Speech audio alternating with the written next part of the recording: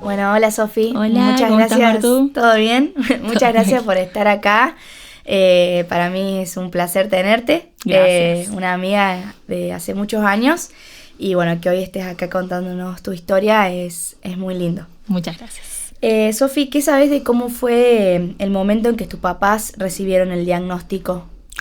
Bueno, mira, cuando yo nací ya con, azul por la cianosis, y ahí se dan cuenta que algo pasaba, pero en realidad en ese momento, en 2004, cuando yo nací, la enfermedad era 1 en 1.000.000, o sea, era más o menos esa era la tasa. Entonces, más en San Luis, en Villa Mercedes, no había alguien que lo diagnostique en sí. Tampoco alguien se animaba. Yo nací, creo que un sábado, un domingo. Entonces llaman al cardiólogo de guardia. Bueno, no había mucho que decir. Creo que me dejan internada, pero después me llevan. Y el lunes vuelve mi mamá al control para ver qué pasaba. Y el doctor Benítez, el cardiólogo que hasta hoy en día es mi cardiólogo, que era cardiólogo pediatra, dice, no, bueno, acá hay algo raro, no quiero que te la lleves porque presiento que hay algo raro. Y él le cuenta a mi mamá que su profesor siempre le decía que las cardiopatías congénitas venían como las arañas pollito. Si tenías una, venía otra. Y hacía unos meses había diagnosticado una transposición de grandes vasos. Entonces él se quedó con eso y llamó a otro doctor, que es el doctor Corvo, y empezaron con el ecodoppler empezaron los dos. Mi mamá ve con uno en cada fibrón. Bueno, vos, traza las arterias, yo trazo las venas. Empezaron a trazar entre los dos. Y bueno, al final se dan cuenta que estaban intercambiadas, se miran y bueno, el diagnóstico era ese, transfusión de grandes vasos. Obviamente que mi mamá 23 años tenía, era una nena. De ahí, bueno, van viendo dónde era, dónde llevarme, dónde no. El Garrahan no se podía porque yo en ese momento tenía obra social. Entonces el Garrahan solo aceptaba gente sin obra social. Bueno, y el primer lugar es el hospital privado, a donde voy. Porque mi mamá era de Córdoba, conocían, bueno, era prestigioso. Y en el hospital de Córdoba me atiende un doctor. Bueno, la idea era operarme, al final no se pudo, no, era como complicada la cosa. El doctor no era cardiólogo infantil, era cardiólogo de adultos, entonces tampoco es que estaba muy inmerso en esta patología. Pero la desesperación era que, los días contaban. Porque en realidad el diagnóstico, yo no sé cuánto más o menos se puede vivir con esta transposición, pero yo viví 3 meses, porque a mí me operaron los 3 meses recién. Yo, eso aparte me olvidé de contarte, yo nací con una CIB, con una comunicación interventricular. Entonces eso ayudaba a que la sangre se mezcle un poco. Y en el hospital privado me hacen una CIA. O sea, ellos hacen un cateterismo y cortan de vuelta y también mezclan la sangre de las aurículas. Entonces la sangre estaba un poco más mezclada, no llegaba toda sangre sucia, sería, al organismo. Bueno, entre la desesperación de encontrar a quién, mi mamá contacta con una familia que su hijo había tenido exactamente lo mismo que yo. Tenía una veterinaria. Mi mamá los llama y esta familia era como... Tenían mucha plata, ellos estaban dispuestos a llevarlo donde quieran, a su hijo, a China, lo llevaban a China. Y le decían que en Canadá había un doctor que se dedicaba a operar cardiopatías congénitas. Llaman a este hospital de Canadá y le dicen, no operan, porque en realidad el que nos viene a dar cátedra a nosotros es de allá de Argentina. Y es el doctor Antelo. Son 2 hermanos, Fernando y Carlos Antelo, que ellos operan. Bueno, mi mamá lo llama a Carlos de La Plata y le empieza a contar todo esto, qué sé yo, y él le dice, mira, yo necesito que vos traigas una ambulancia, que pidas una ambulancia. Y dice, mi mamá, espera, porque yo no sé cómo pagarte. Mi mamá recién arrancaba, mi papá igual. Dice, mira, tu hija tiene una cardiopatía congénita, tiene transfusión de grandes vasos, sí. Bueno, pues déjame que yo le salve la vida, después hablamos del plata. Entonces mi mamá dijo, es él. O sea, venía como de 3 meses de ver qué onda, o sea, de la desesperación de no poder solucionar el problema. Y marchamos para La Plata. Bueno, entre medio pasó un montón de cosas. Me daba cuenta que la ambulancia se prendió fuego en Rosario. Fue como todo un milagro. O sea, fue como todo milagro. Me sacaron rápido de la ambulancia, pudieron traer otra. Fue como todo trabas. Y en La Plata me operan en el hospital de Sor María Ludovica, que es un hospital público. Me hacen el switch arterial. Así es la cirugía, es un switch arterial. El drama es que cuando nací con esta cianosis tuve un derrame cerebral. Entonces era también otro drama porque decían que era un coágulo. O sea, era como esperar a la naturaleza si ese coágulo drenaba o no, porque podía ser que no y ya estaba, o podía ser que sí y ver con qué quedaba. O sea, a mi mamá le dijeron, esta nena con esto no va a poder ni pestañear, porque no había manera de que en realidad era un coágulo, no se sabe muy bien qué era muy poco probable que drene y que queden pocas secuelas. La secuela que a mí me queda en realidad es una hemiparesia en el lado derecho, no más, solamente. Bueno, y en La Plata ahí me operan, me hacen este switch arterial, pero obviamente sigue teniendo que seguir operando porque las arterias crecen, o sea, el cuerpo crece y en realidad a mí lo que me queda es una estenosis, un estrechamiento de una arteria por este cambio, porque la aorta es mucho más grande que la pulmonar. Claro. Bueno, ahí pasaron, después de los 5 años me vuelven a operar recién, pero lo loco de los 5 años, que te voy a contar, cuando a mí la operación era mucho más fácil porque en realidad las operaciones de corazón a corazón abierto son largas porque el esternón, que es el hueso que recubre el corazón, hay que cortarlo para poder llegar. Entonces en realidad lo que se tarda en eso, cuando hay una segunda operación, como ya está medio tallado donde es que se cortó, es mucho más fácil. No me acuerdo bien cuántas horas le habían dicho a mi mamá que duraba. Y en eso, o sea, me meten a las 2 horas, salen corriendo los doctores. Un doctor sale corriendo, otro solo me dice, ¿qué pasa? Porque, o sea, estaban esperando que la cirugía dure, ponele 10 horas. Entonces dice, mira, venimos a buscar, tenemos todos los ecodoppler, está todos mis estudios de esos 5 años que habían pasado, pero esta chica hace 5 años tiene el esternón abierto. O sea, nunca selló su esternón. O sea, no lo podemos entender. ¿Cómo no podemos entender cómo no nos enteramos? No podemos entender cómo vivió, cómo se cayó y no le pasó nada. O sea, porque era un corazón descubierto. Claro. Entonces, mira, y los doctores medio con Dios y con todo eso no son tan fans, y este menos.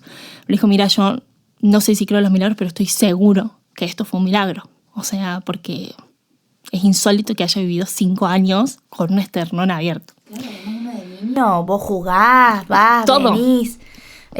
Incluso, digamos, ¿hubo alguna dificultad después de tu operación de bebé? ¿Vos recordás alguna dificultad al momento de...? Sí, yo a caminar y eso no. Sí, con el tema de la hemiplegia siempre estimula. A mí el alta del neurólogo me lo dan bastante rápido, no recuerdo cuántos años.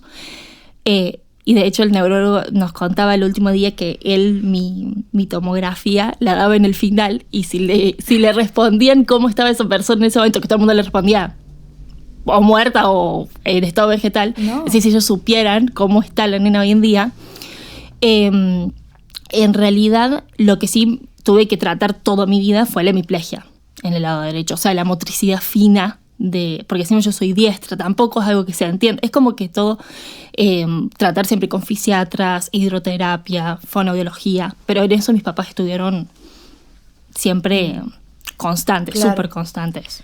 ¿Y vos qué recuerdo tenés de tus primeras operaciones o tratamientos?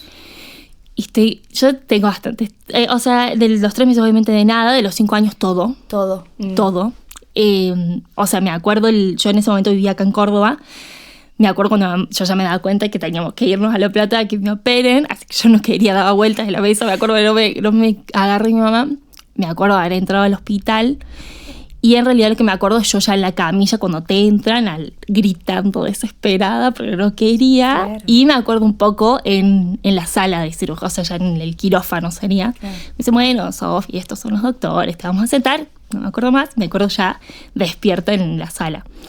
Pero bueno, todos al lado mío. O sea, mis papás, mis tíos, mis abuelos. O sea, me acuerdo que había una enfermera que se llamaba Patricia, que era la que me levantaba todos los días a caminar, porque encima era eso, mi papá igual, me obligaba a caminar.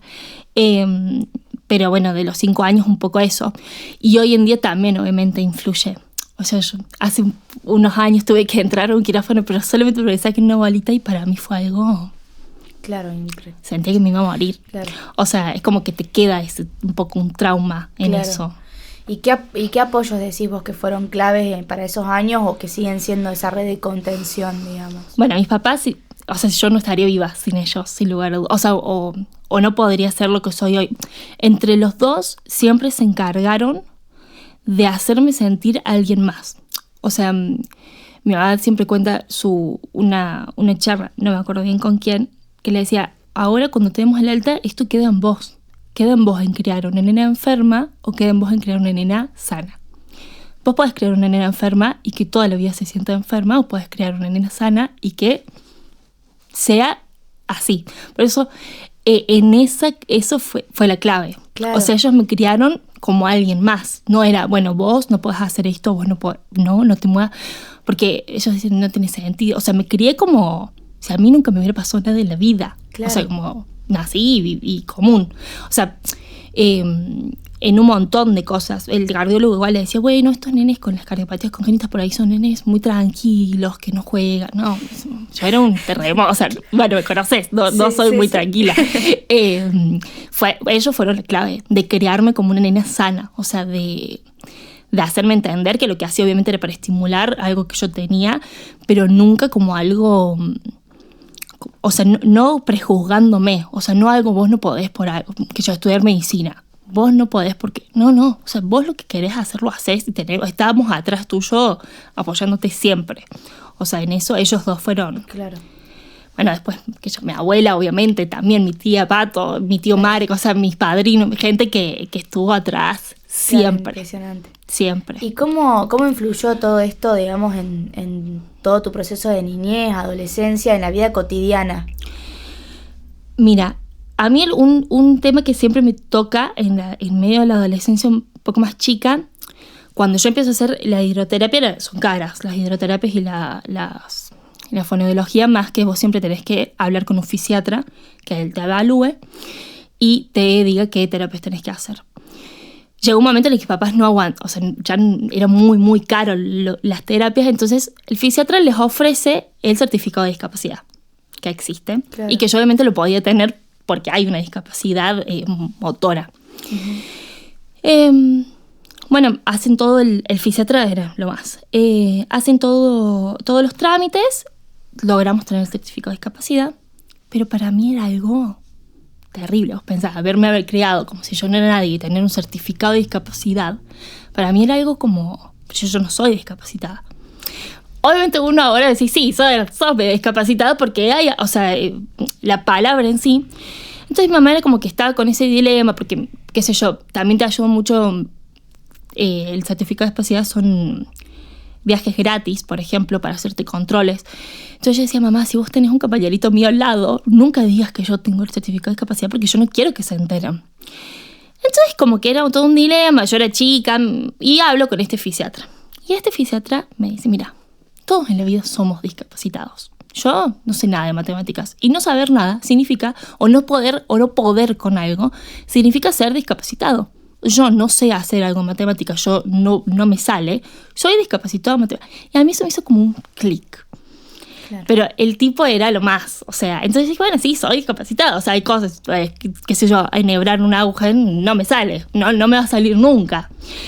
Y bueno, soy discapacitado, está bien, o sea, en ese sentido, en eso fue por ahí la adolescencia, pero te digo, lo demás siempre...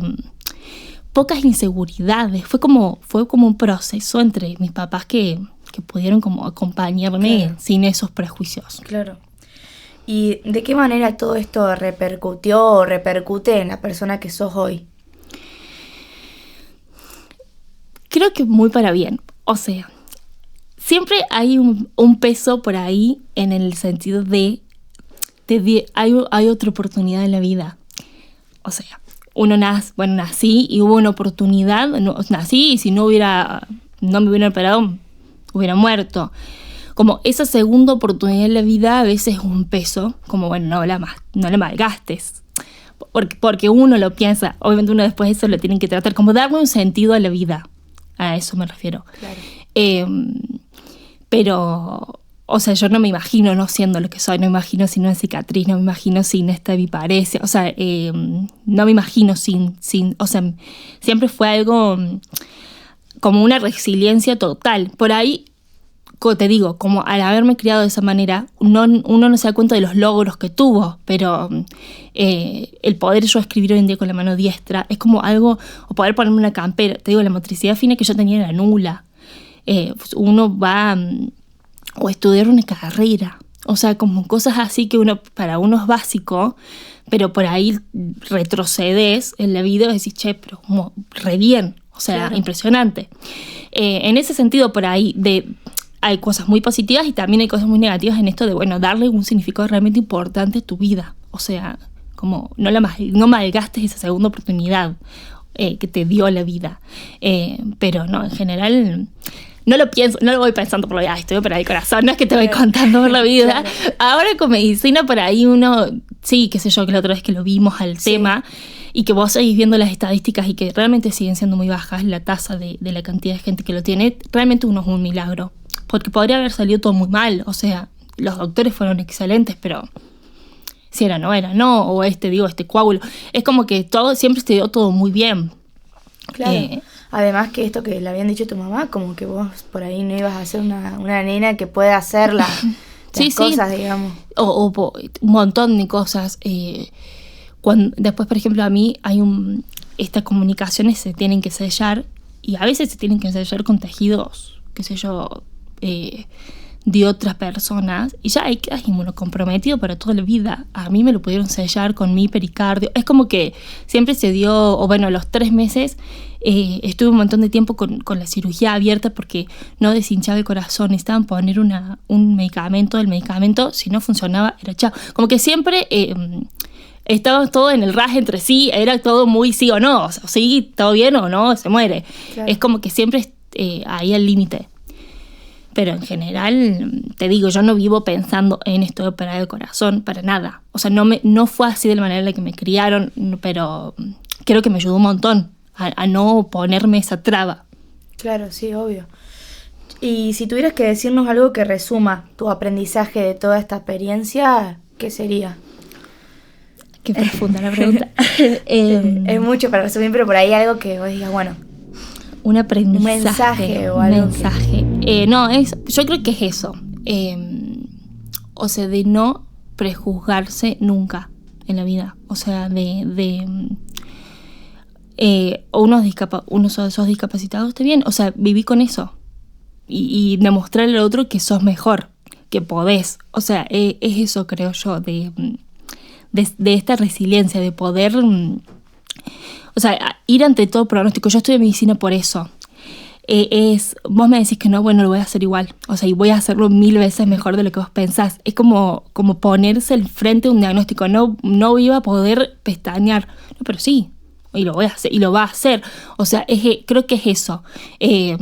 Uno convertirse... Y creo que tienen que haber más médicos que sean así. Que confíen en el no pronóstico. O sea, no, pobre, listo, no va a poder... vivir. Y, o sea, luchar contra eso. Es como que creo que es eso, esa resiliencia de que alguien te diga que no, bueno, no, sí, yo 10 veces mejor de lo que vos pensás. Creo que es esa la clave, de no prejuzgarse. O sea, que el diagnóstico no te condicione, sino que te haga más fuerte. Que puedas seguir con, o sea, ok, tengo este diagnóstico, voy por más. Voy a superar o voy a ir contra todo el pronóstico que los doctores y que la medicina piensa. O sea, la medicina no es 2 más 2 y no siempre tiene razón tampoco. Es como, creo que es eso, de cambiar el panorama. Bien. Bueno, Sofi, muchas gracias, la verdad. Es muy Gracias lindo volverte a escuchar y tenerte acá y poder compartir tu historia con todos. La verdad que muchas gracias gracias por a vos, Mar. estar. Gracias.